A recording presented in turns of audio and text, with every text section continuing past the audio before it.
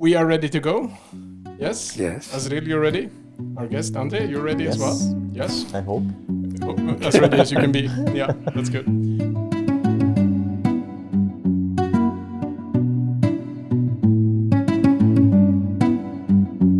Welcome everyone here in the room, online, people listening when this is recorded, and also people watching on YouTube.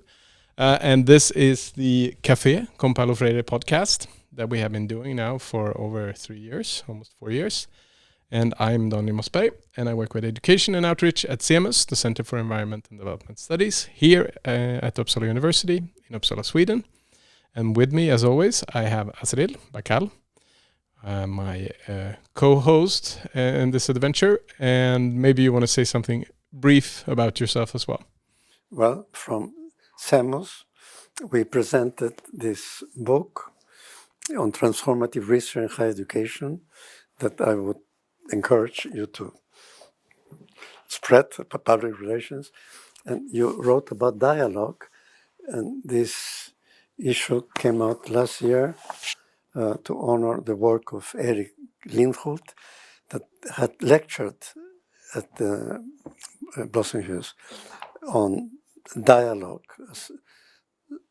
social research orientation, and method.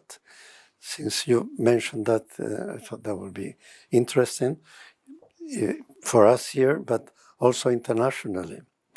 I've been part of the Paulo Freire Institute, so I'm familiar with the ins and outs. Have applied Freire in training peasants in the Peruvian agrarian reform since the 60s, and then so it has been, as you write, theory and praxis, because I've tried to combine always research with praxis.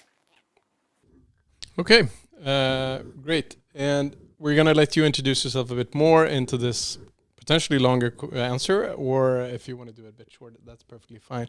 But we should also say you're here because you have written this master thesis on the pedagogics of Paulo Freire in connection with the master program and sustainable development here at Uppsala University and SLU, the Swedish University of Agricultural Sciences. And the title of the master thesis is Critical Pedagogy for a Sustainable Future, investigating Paulo Freire's influence on education for sustainable development. So a big topic, a lot of different ways we can go in this. But as always, we have a startup question, which is also the introduction to yourself. And you have also worked at CEMUS for many years as a course coordinator with different courses, different activities at CEMUS as well. So you know CEMUS and the pedagogics and the work at CEMUS well as well. But the question we always start with, how did you get engaged in this issue? What are the different things in life that led you to this point of writing the master thesis, but also different things maybe happening here at Uppsala at CEMUS or beyond CEMUS as well? Mm-hmm. Perfect. Thank you for having me. Thank you, Azril. Thank you, Daniel. First of all, I came to Sweden because of this master's program. I came before being accepted, which was quite a bold move, and got accepted when I was already living here with my partner.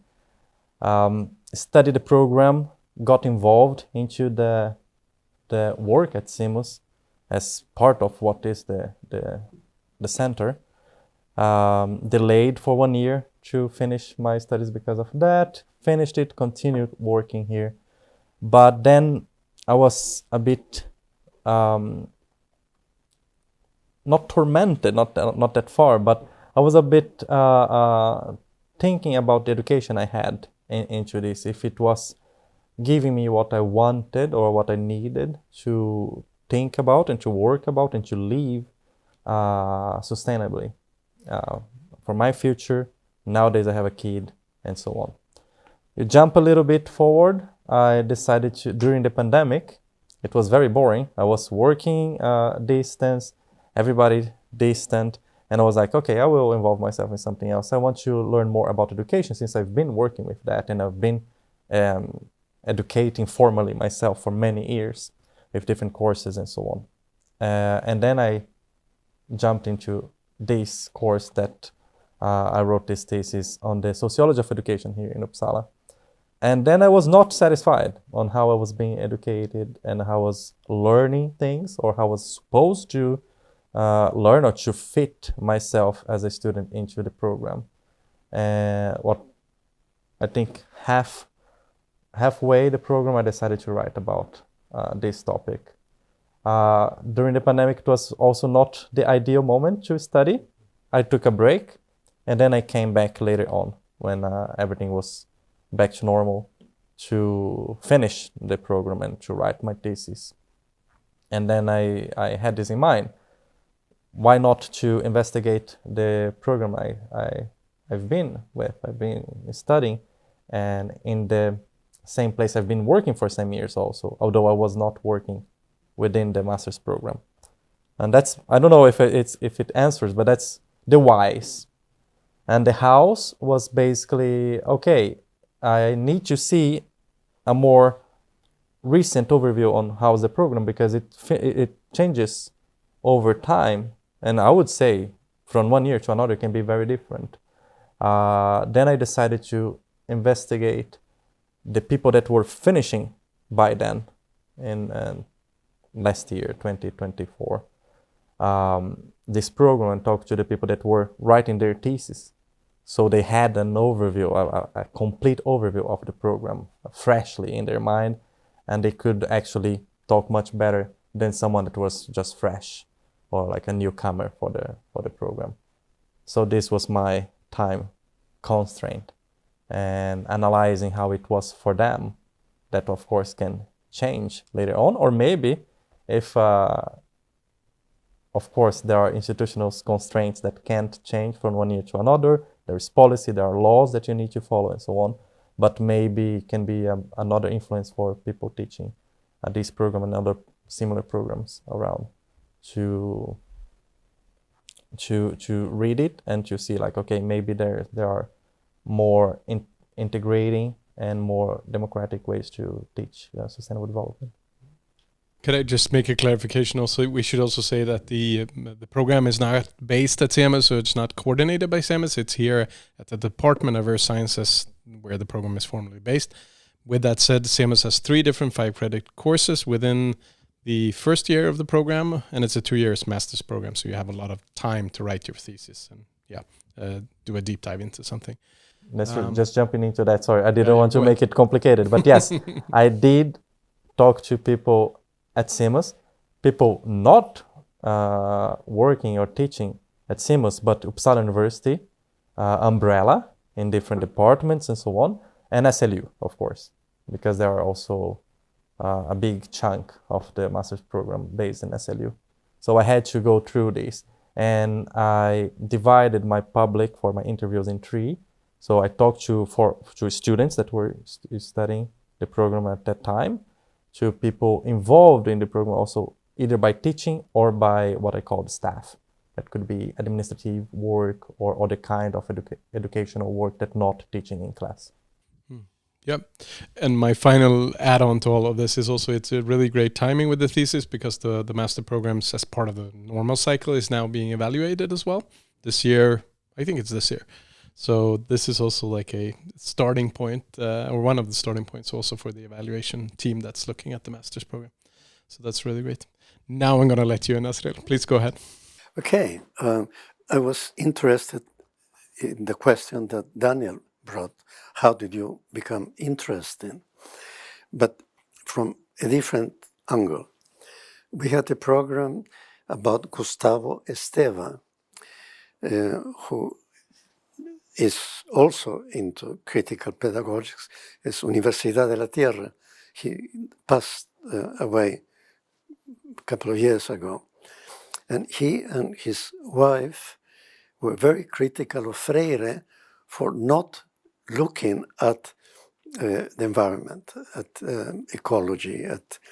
So in 1996, there was a meeting. It was Augusto Boal and Paulo Freire.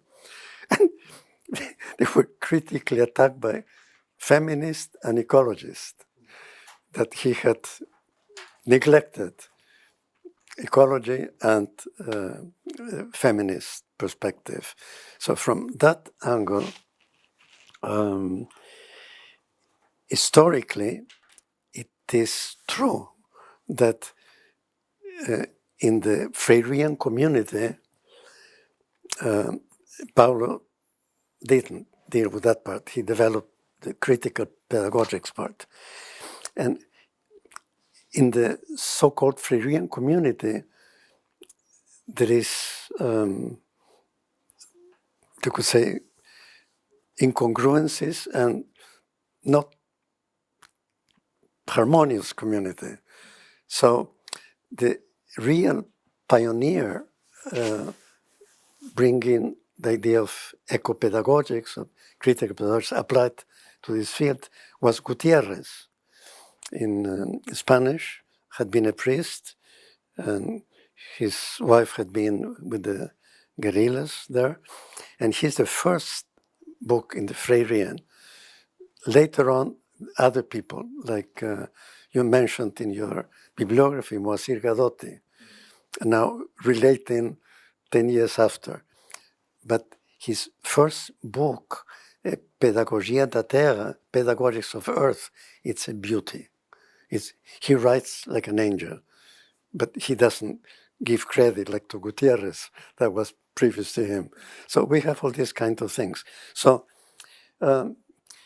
you got inspired to look at the curriculum, at what was going on at CEMUS, because you were assuming that there was an interest in Freire, or was your own interest, your experience, because you worked in the Paulo Freire school in Sao Paulo, yes? Something like No, not that.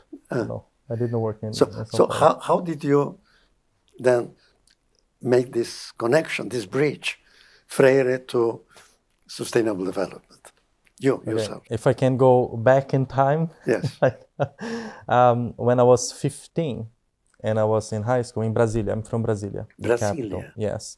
I had, my school received the governor back then, or the candidate for government called Cristóvão Buarque, maybe you know him.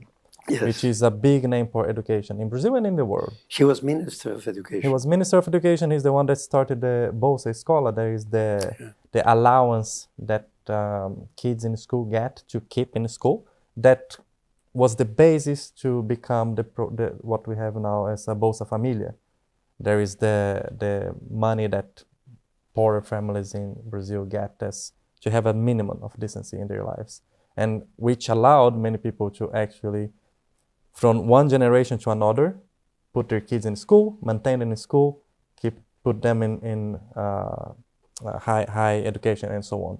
And from peasants or from very poor families without education, the second generation, the third generation, they have doctors, lawyers, etc., etc., etc. But this guy went to my school, and I also come from a low middle class family, that I was the first one to finish college. And back then my mom always like, oh, education, education, education. And as any teenager, I was, yeah, that's okay.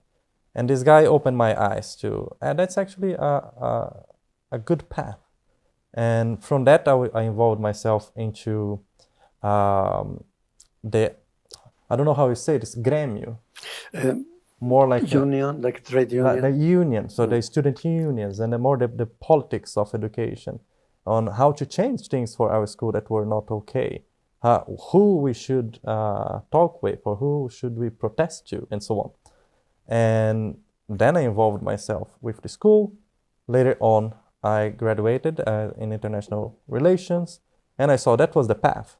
After my graduation in international relations, I did an MBA in public management. I was already working in the government since 19 years old, and so on. So I was like, okay, how can I change things? How can I change things? And that brought me to politics. Coincidentally or not, I was in the same political party as Cristóvão Buarque when I was candidate the first time in Brasilia for the local parliament. And from there, I was like, okay, this is a thing. And the right wing was not as strong back then in anywhere, and definitely not in Brazil and South America. We had a pink tide in the beginning of the 2000s, that we had many left policymakers and politicians in power. And that was my basis, right? So from there I was like, okay, when these more conservative voices started growing, Paulo Freire is somehow, they never read anything about it, but somehow they took him as a symbol of what they don't want to. So we don't want this type of they don't even use the word education, but they demonize the person and the idea of the person, that if people read it, they will be they will have their how they say, like lavagem cerebral, like brainwashed. Yeah, they will be brainwashed by this, by these ideas, by these concepts, and so on. Can I bring something about that? Yeah. 2 years ago, there was an international Paulo Freire forum in Mexico. And Daniel and myself, we participated. He was here, I was there. Few days before the meeting, in Mexican media came exactly they are using this communist Paulo Freire to subvert Mexican children's minds. So there is a link, I think, between what happened in Brazil and Mexico, but we can converse later on. And he was very violent. And he was a left Catholic until he died. He was not a communist. He knew Marx. And we can come back to this later on. Mm-hmm. But basically, I became good friends with, he was then Senator Cristóvão Buarque. His wife, there is also a great mind. And in that political party, we also had Brizola, Leonel Brizola. That was a big voice for education. PDT, the one that PDT. PDT, exactly, the Democratic Labour Party. The one that created in Rio de Janeiro the CIEPs, that were the schools for that the kids could come in the morning, have decent meals from the morning to the end of the afternoon.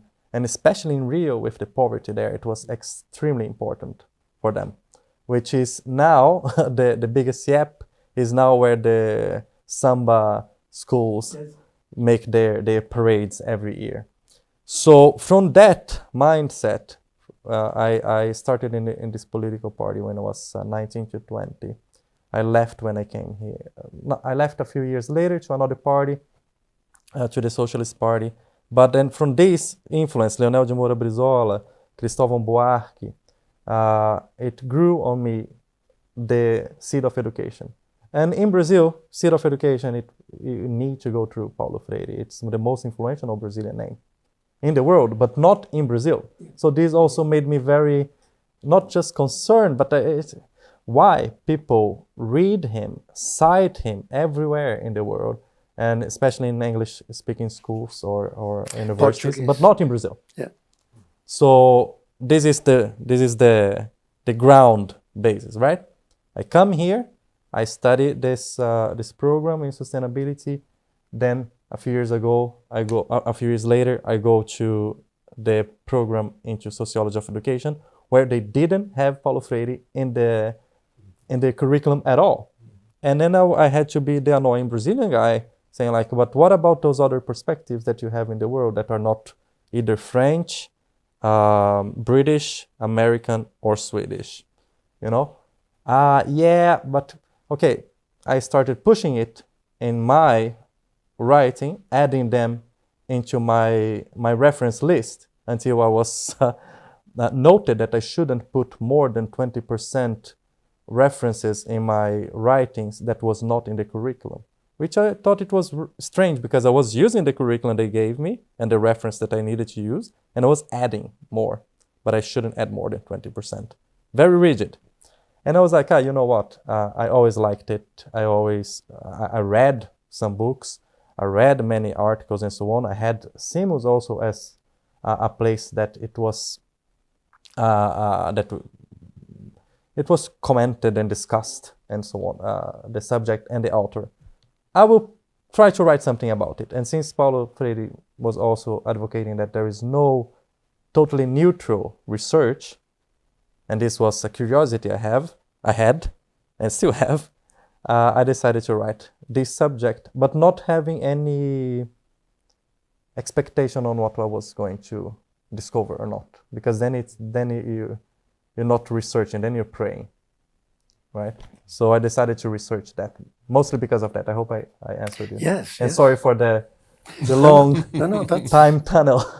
No, but that's really good. I think I have to come back and follow up on a certain aspect here, because and focusing on like dangerous ideas and dangerous practices, and dangerous for whom you can always ask. But in this case, it would be that the ideas and the practices of Paulo Freire would be dangerous for a center-right or a far-right kind of worldview or political system.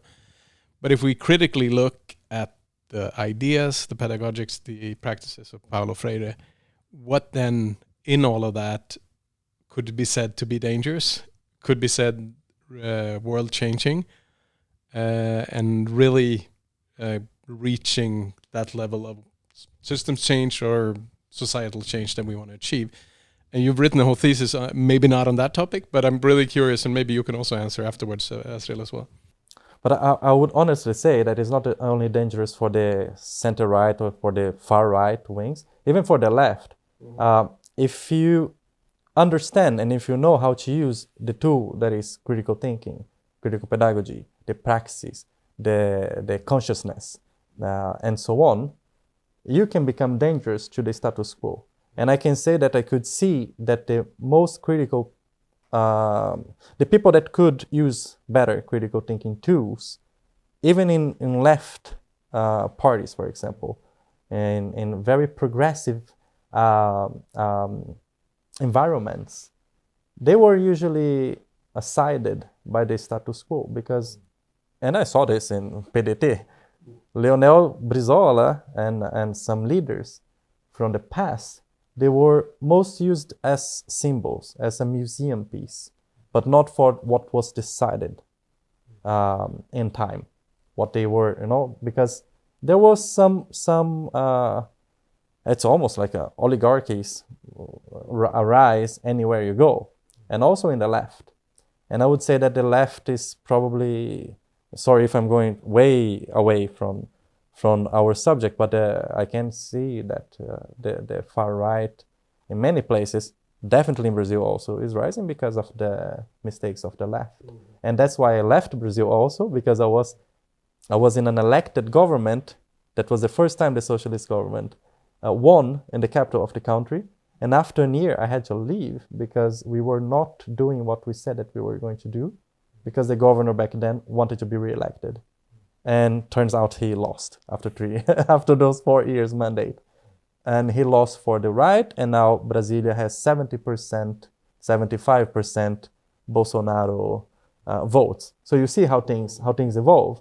So those people that were the more critical-minded people that were using these tools, that were like asking the questions, almost like you can go way before Freire, and you could go to Socratic method and ask and be critical in a way that you want to know why. You need the whys for the house. All of those friends, or the people I knew that were in left parties and so on, they are away from politics now. Might have a connection. Did I answer your? Yeah. And it's an impossible question. And there is a big question. It is, but I think anyone, just to finish it, anyone that knows how to use such important tools, because a tool can be used in many ways. You can get a hammer to destroy or to fix something. And I think it's the same with the theories of Paulo Freire and other important theorists and educators and sociologists in the world. If you know how to use those tools in a way that it will threaten the status quo, you become sorry, what was the word that you used? Dangerous? Dangerous, yeah. Mm-hmm. Yeah, sure. It was a question to you as well, Azril. This, a lot of you have said that it's important. Freire developed this critical pedagogics, reading Marx and reading Gramsci, especially Antonio Gramsci. And during Stalin, one could not read the critical part in Marx, alienation theory. It was published after the 50s, after Stalin died. Why? Because critical thinking is dangerous for people that don't want change. So and this has been reflected. In Cuba, officially, they did not want Freire until 1977, and he died on the 2nd of May. Why? Because he was voluntaristic, and voluntaristic is associated with Maoism. So when they realized that they want to give an emeritus, it was too late. So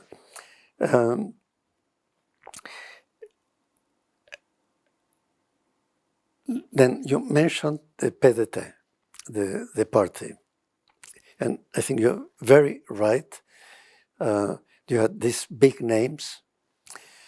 The Secretary of Education in Rio, Elena Levin, she's a close friend. She's almost gone mentally, physically now. And they did fantastic in the government. And this is when politics supports these kind of projects. So during Lula, like the Paulo Freire Institute got lots of money from different governments to do Freirian approach. But that was a kind of they would hate to listen to me, but they may be listening, or they will listen, but it's true. They became vertical. When I was part of the institute, everyone was equal. And suddenly there was Director General, Director of Research, Director of Education, and so on. I said, this is alien to me. And then you have Recife, the people doing Freire, and I met Paulo Rosas, that was coetaneous with Paulo Freire. They were doing circles. That was the main thing, and this was the most horizontal, democratic approach to education.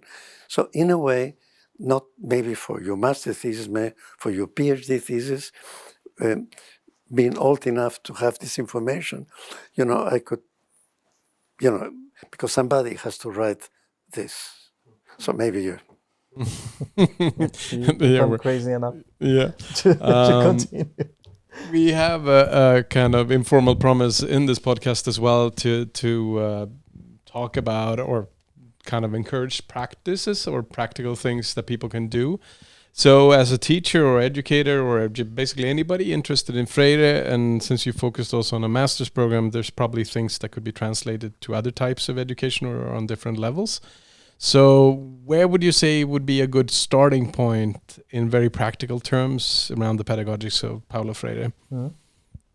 I think as an educator. As an educator, yeah. I think every educator, I will use the word must be curious about their students. So the first thing, and this is something I saw when I was interviewing people. Some people would say, I don't know Paulo Freire. I never heard about him. But then when I was evolving into the interview and asking, what do you do in classroom? What are your practices? What are your pedagogies? How do you assess people and so on? They would do the methods that were either developed or that evolved from Paulo Freire. So they would have the praxis, not the theory. And then other people would say, I know a lot about it. But they would not use the lot they knew about it. They knew it here. Yeah. So I would say being curious about their students is something that is very important. As a former student, I'm a constant student, I guess. Would you say interested in your students? Interested into what, in who they students. are, Yeah. what they have to add to it. And the family, and their families. Everything. I can quickly give an example. One student I had came to me and to my former colleague that was from Colombia. They were a half Swedish, half Colombian person from a wealthy family. educated very in prestigious institutions, in English, in Spanish, and so on, and Swedish. Mom Swedish, father Colombian. They didn't know anything about the roots of Colombian history or Latin American history, and the importance that it had for the world and for the people from their country. So basically, this student was grateful to get in touch with roots that were untouched before.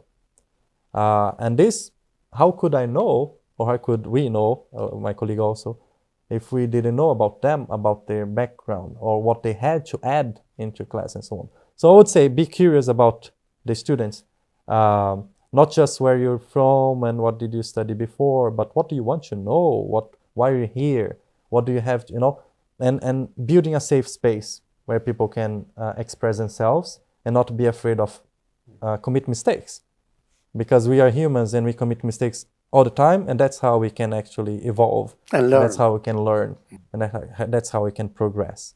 So I would say that any educator should have a why you're an educator, and I think the most important why is because we are not giving something, but we are exchanging something with the students as well. Yeah, and I think also one thing that I come back to is how you organize the educational space, how you organize the classroom, how the furniture is set up, and not always, but sometimes trying to get the stage out of the classroom. There's not an obvious front piece where you have a teacher standing. So that's something also we worked with. The geometry of the class. Yeah, you change where the furniture, but you also change where, if you are the teacher, the one facilitating or organizing, you stand in the wrong corner or you stand in the wrong side of the classroom, which also breaks up this kind of expectation on the teacher, but also on yourself as a learner, which is might not always work, but it's a very obvious way of reorganizing the classroom. Something about, you mentioned anything can be used for this or that. So during the military dictatorship that expelled Freire, who was Minister of Education, with his whole people went to Chile. So they created a project called Mobral.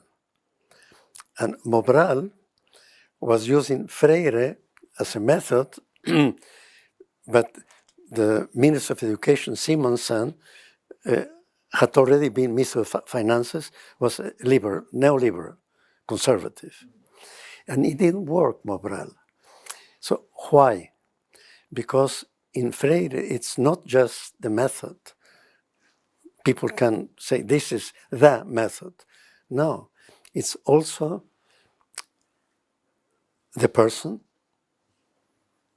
The person is a message, as McLuhan would say, and it is true. So they failed, even though they tried to do it vertically from the top, to use Freire for the wrong purposes. And that was very good. Now, you mentioned Bolsonaro. They came to ask students to tell the parents that the teacher was using Freire. Bolsonaro said, before becoming president, if I become president, I'm going to burn Freire's books. So it became very charged. So it's very good that you mentioned the intersection of your coming to Freire and to this kind of research. No, thank you.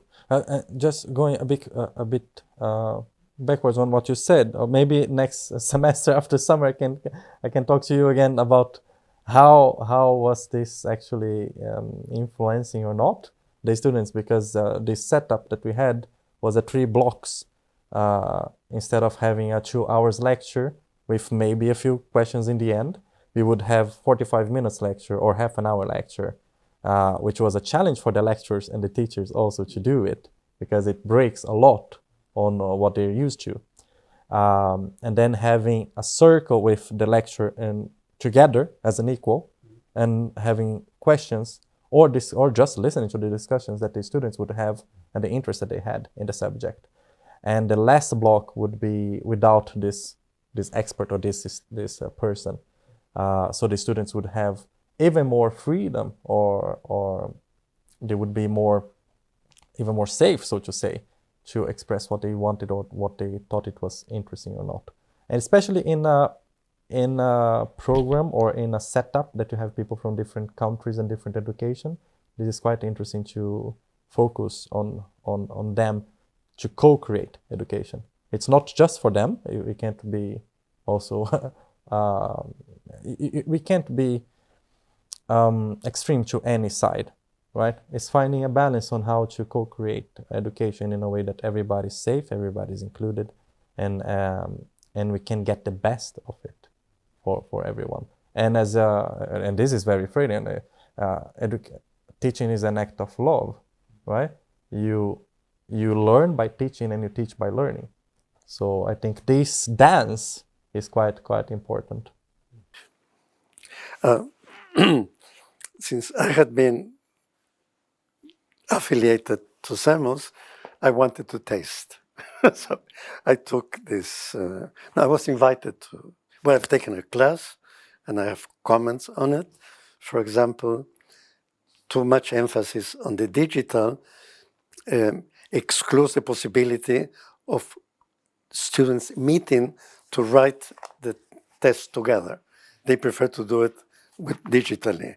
And I said, because part of the learning is the building the community. So that was one of my lessons. But I was invited to teach on deforestation, Amazon, big problem. So I did the lecture. I invited a bureaucrat from the World Bank, a classmate, and an activist from Fridays for the Future, Extinction Rebellion, scientists for the climate. So they had that. And then I wanted to push a little bit. I said, would you write a letter and take it to the Peruvian embassy in Stockholm or send it, showing your concern that the Mennonites are destroying the Amazon in Brazil, in Peru, in Paraguay, and Bolivia. I really tried to push it, even it didn't work. So to make this, because I think this is a quest. We would like that CEMUS, when the people come out, this longitudinal study, for example, that they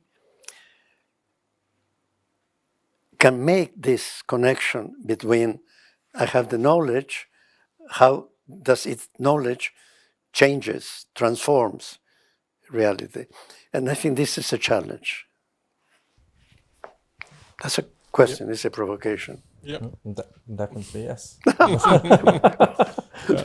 And I just also have, it's not even a provocation, but it's more of a reflection. Maybe I can turn it into a question, but it's also in a world with book banning, book burning, and there's a rising class of billionaires. It's been rising probably for a long, but then also billionaire merging into this oligarch class like in the US now.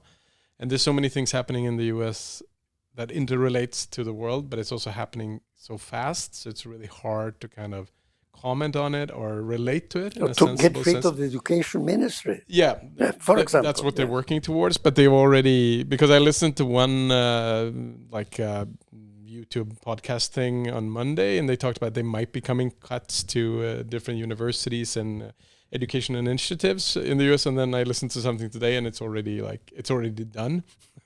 so it's like, yeah, so it's hard to kind of comment, but my thinking around this, because Paulo Freire and the world that he lived in, and a lot of those things still exist, but I think there's a need for a much more forward-leaning kind of international solidarity and also collaboration and support system.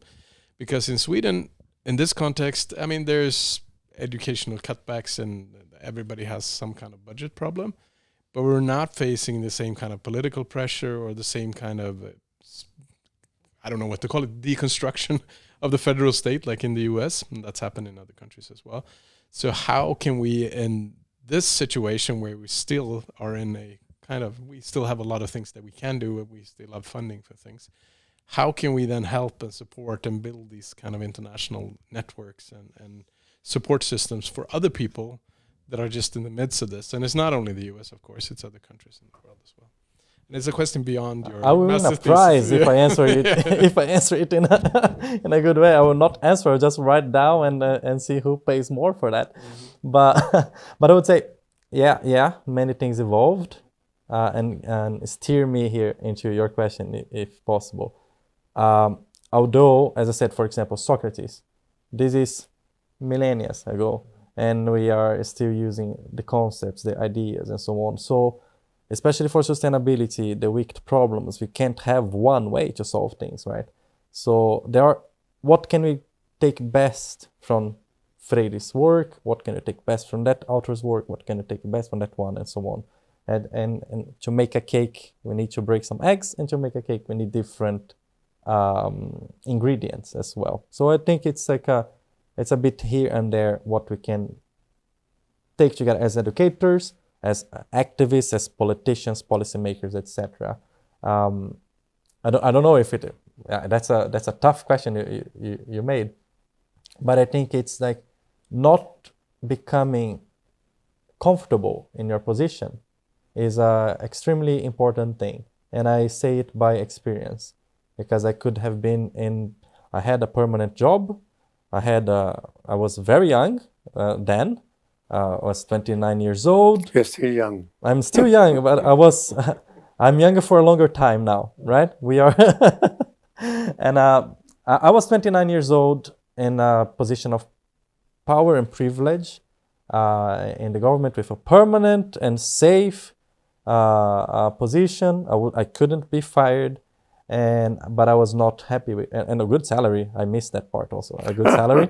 I was not happy though with how things were evolving, the policies that were being made or not. And just as a parenthesis here, very strange to see nowadays that the right wing is using free transportation as a platform as for a them. Populist. That came, as a populist platform for them that came from the left. And this is what I worked in 2014 with.